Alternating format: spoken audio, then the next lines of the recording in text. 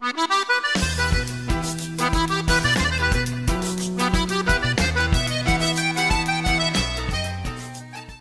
matériel, c'est le même que longtemps. Hein. C'était fait à longtemps qu'elle était chauffée au charbon. Mais sauf que maintenant, il chauffe avec un chalumeau à gaz.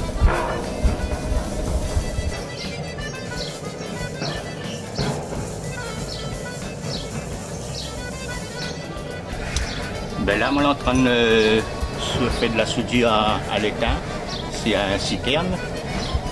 Donc, avant de souder, il faut mettre un décapant dessus pour que la soudure y accroche bien avec le citerne. Alain Hippolyte, ferblantier à Saint-Leu depuis plus de 30 ans. Donc, mon papa même était ferblantier, mon grand-père était ferblantier. Mais moi, là, été formé plutôt avec mon grand-père parce que mon papa est mort assez jeune. Déjà plus de 30 ans, donc moi, là, installe à moi à mon compte. Et le ferblantier, c'est le travail de la tôle galvanisée, qu'elle est tout fait main, qu'elle est découpée, formée et soudée à l'étain. Peut-être c'est un métier qui était déjà dans le sang de mes parents, que moi, là, l'a repris ça. C'est vrai que moi là, ça y fait d'autres choses dans la vie, mais il n'a pas marché et moi là retourne là-dedans depuis jeune, très très jeune. D'ailleurs, à l'âge de 11 ans, moi j'ai fait un arrosoir déjà. Et voilà, ben, depuis moi là pas quitté, moi là reste comme ça.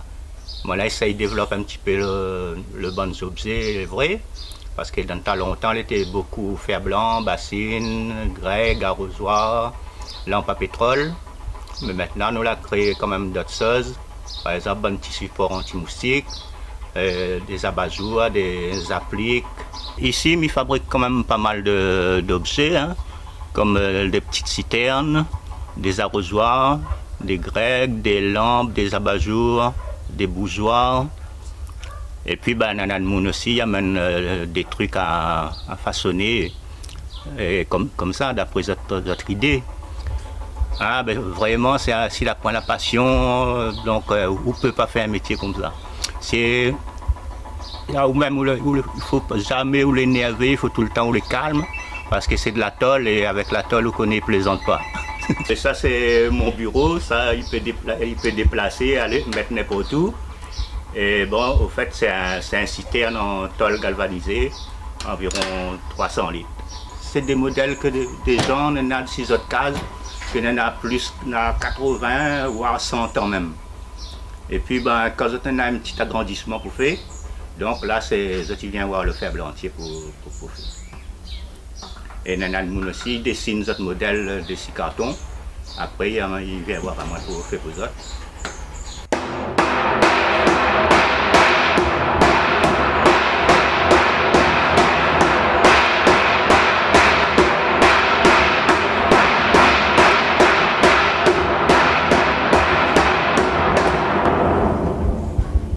Alors là, nous l'avons fait un premier bord, nous l'avons retourné, comme ça, la tôle est plus coupante. Bon.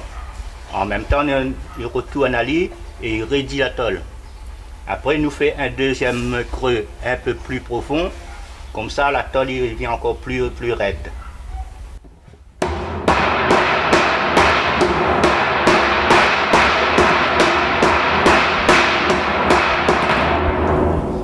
Après, ben, l'outil, c'est un bois de filao qui date depuis du temps de mon grand-père. Là, il y a la donne à moi. Et depuis le temps, ben, je travaille toujours là-dedans avec donc un marteau qui est légèrement cintré. Comme ça, il ne reste pas la marque quand on tape dessus la tôle. Alors, tout le bac peut être de petits bacs de 20 litres, donc c'est le même système, sauf que le creux dans le bois est moins large. Le tronc de bois là, déjà, c'est un patrimoine, parce que mon grand-père a travaillé dessus. Et ça, ben, ça c'est un bois n'a pas de valeur, parce que mon grand-père même était né en 1903. Et les autres même imaginent le temps que l'il en a. Là, ça fabrique un plat pour un support anti-moustique. Bon, des amis tracent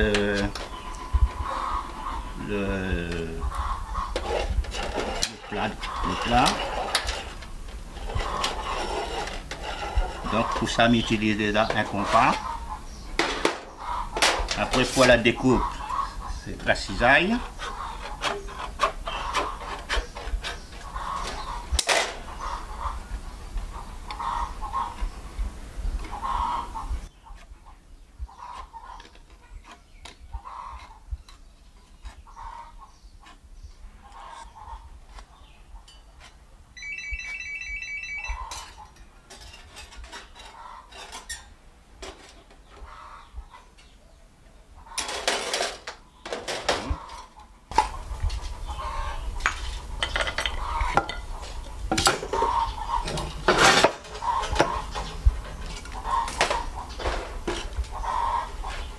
Chaque fois les mêmes étapes.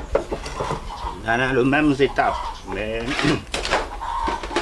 ça nous remarque nos outils. Ils ne vendent pas partout, donc c'est nous-mêmes qui imaginent.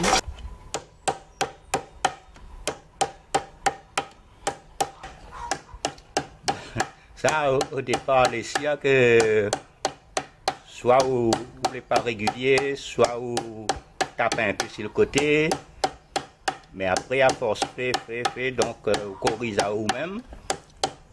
Et donc la technique vient tout seul.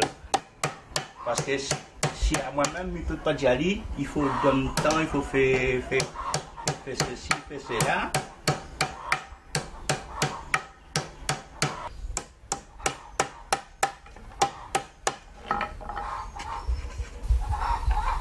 Voilà, là pour moi les côtes ne sont pas encore bien perpendiculaires.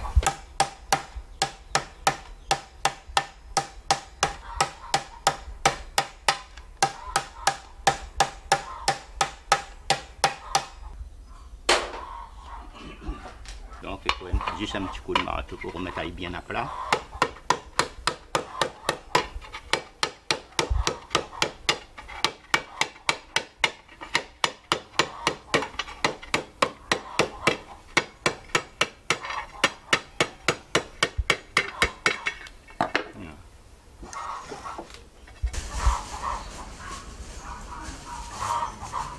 Là, il reste aussi, il faut mettre un petit poignet comme ça, soudé. Et puis, ben, on a le pic pour recevoir le spirale, il vient comme ça. Quand on a fini de soudre le pic là, dans le plat, donc on a un pic en haut, c'est pour poser le spirale quand il est entier. Et on a le petit bec sur le côté, c'est quand il est cassé, au gain il coince le spirale dans le coin. Bon, ben là, on a un ensemble d'objets que moi j'ai fabriqué.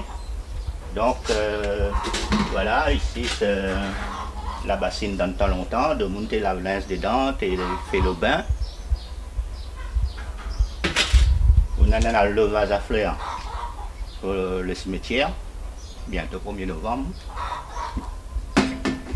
Après, on a les pots anciennes, le grand et le petit. Donc ça, c'est quand l'infirmière ou bien le docteur qui passe, il vient à la case de monde pour faire le soin. Et quand tu es fini, ben, elle avait une bassine et tu laves les autres mains ensemble. Après, ça c'est la moque de l'eau, comme là il dit la pinte, la mesure aussi. Le l'entonnoir.